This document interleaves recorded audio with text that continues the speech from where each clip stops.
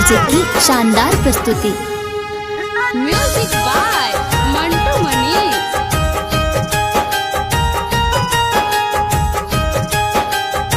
घर चौधराना। दिल हमर नहीं तोड़बे, संग हमर नहीं छोड़बे।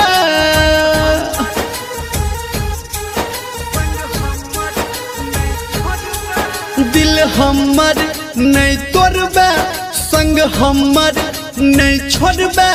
तू प्यार जब करै छी, जब हमरा पे गे मरै छी।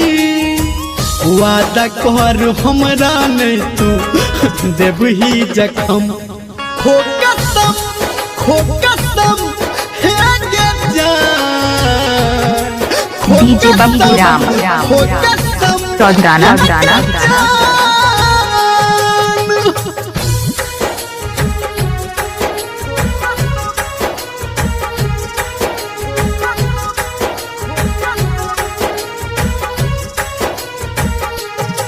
आप सुन रहे डीजे बब्बू हैं राम अनूपा म्यूजिक की शानदार प्रस्तुति।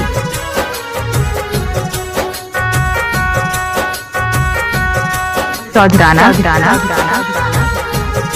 हम कोना के करी विश्वास, कि पता हमर जिंदगी करबे नाश।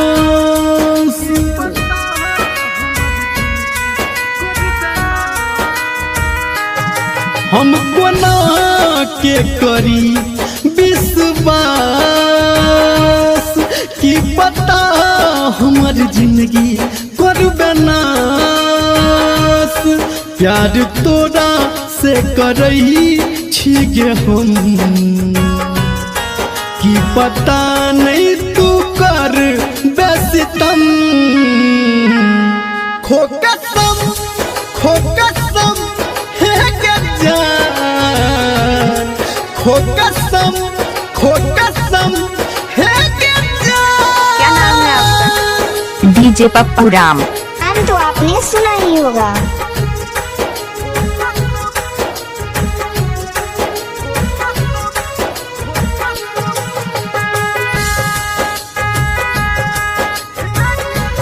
कहाँ घर है? चौधराना।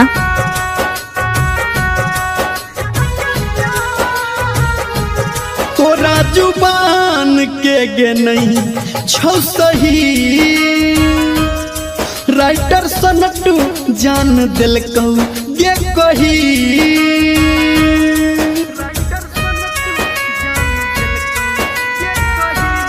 डीजे बब्बू राम।